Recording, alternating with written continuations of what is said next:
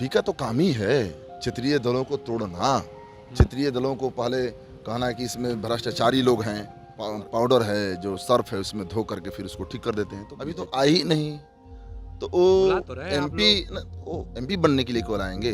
वो सीट चाहने के लिए आएंगे कि देश के लिए आएंगे, संविधान के लिए आएंगे, लोकतंत्र के लिए आएंगे, जन अधिकारों के लिए आएंगे। नमस्कार, मेरा नाम प्रेम है और आप लाइव स्ट्रीट देख रहे हैं। एक ओर एनडीए है तो दूसरी ओर इंडिया। देखिए, एनडीए और इंडिया की लड़ाई 2024 में होने वाली है, पर एनडीए के अंदर किस तरीके से चाचा और भतीजा आमने सामने हो गए। बात कर रहे हैं हम चिराग पासवान और पशुपति पारस की। देखिए, पशुपति पारस ने इतना तक आरोप लगा दिया है कि चिराग पासवान जान से मरवाने की धमकी दे रहे हैं। बात करने के लिए हमारे साथ लेफ्ट के विधायक मनोज मंजिल जी हैं। चाचा और भतीजा आमने सामने हैं, ये तो उनका इंटरनल मैटर है। ये कौन कहाँ से चुनाव लड़ेंगे ये तो वो समझेंगे। वैसे अभी का जो परिस्थिति है देश का, तो चिराग पासवान को तो संविधान और लोकतंत्र के पक्ष में खड़ा होनी चाहिए। देश के आज़ादी पर खतरा है। अभी मोदी जी के राष्ट्रीय सलाहकार परिषद के अध्यक्ष विवेक देबराय वो कह रहे हैं कि संविधान बदलने की ज़रूरत है।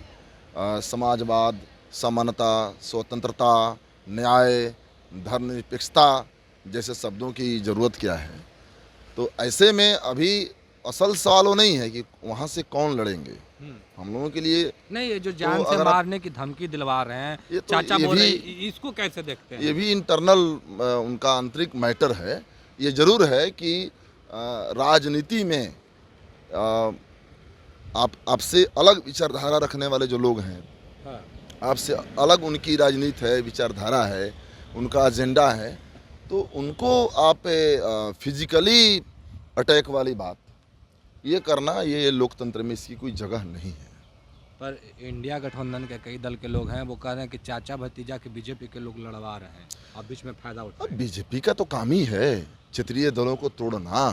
क्षेत्रीय दलों को पहले कहना कि इसमें भ्रष्टाचारी लोग हैं, और फिर अपने भाजपा जो ये है पाउडर है जो सर्फ है उसमें धो करके फिर उसको ठीक कर देते हैं। तो बीजेपी का तो काम है क्षेत्रीय दलों को तोड़ना, विपक्षी पार्टियों को दबाना। ये तो बीजेपी का राजनीतिक चरित्र है। फासिस्ट जैसा कि फासिस्ट लोग हैं। आप मनोज मंजिल पहले बोले कि चिराग पासवान को कहीं ना कहीं अलग रहना चाहिए उन लोगों से। क्या चाहते हैं चिराग पासवान आप लोगों के साथ? बिल्कुल, आज की देश का जो डिमांड है वो ऐसे जो भी बाबा साहब अम्बेडकर की बात करते हैं, दलितों की बात करते हैं, जो समाज के कमज़ोर वर्ग के लोगों की बात करते हैं, उनको जो गठबंधन है इंडिया बना हुआ है उसमें आना चाहिए। क्या आप लोगों के जो नेता है स्वीकार करेंगे, मानेंगे उनको? ना, अगर बिल्कुल अगर वो कहेंगे कि हम अभी डेमोक्रेसी की रक्षा करना चाहते हैं, हम लोकतंत्र की रक्षा करना चाहते हैं, हम संविधान की रक्षा करना चाहते हैं, हम बचाना चाहते हैं। अभी बीजेपी एक युद्ध लड़ रही है देश के संविधान से, लोकतंत्र से, देश के तमाम जो अधिकार हैं, इसे युद्ध लड़ रही है बीजेपी। इसको ख़त्म करना चाह रही है, मनुस्मृति लाना चाह रही है।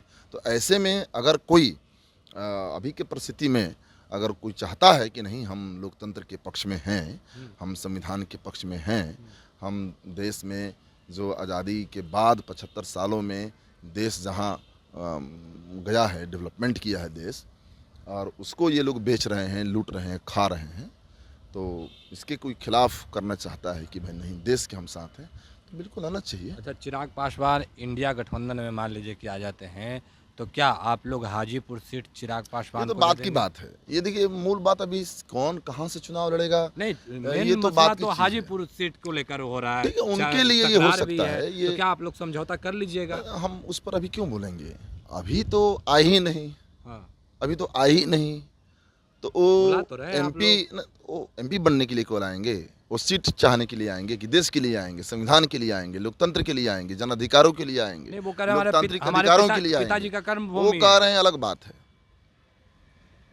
कोई भी भूमि हो, किसी की कर्म भूमि हो, लोकतांत्रिक जमीन है ना, तो लोकतंत्र बचेगा तभी ना वो जमीन भी बचेगी। चलिए, तो ये मनोज मंजिल थे। क्या कुछ करे थे आपने साफ शब्दों में सुना है, साफ शब्दों में कह रहे हैं कि अगर आएंगे तो स्वागत भी करेंगे। बाकी के तमाम खबरों के लिए बने रहे लाइव स्ट्रीट के साथ। धन्यवाद।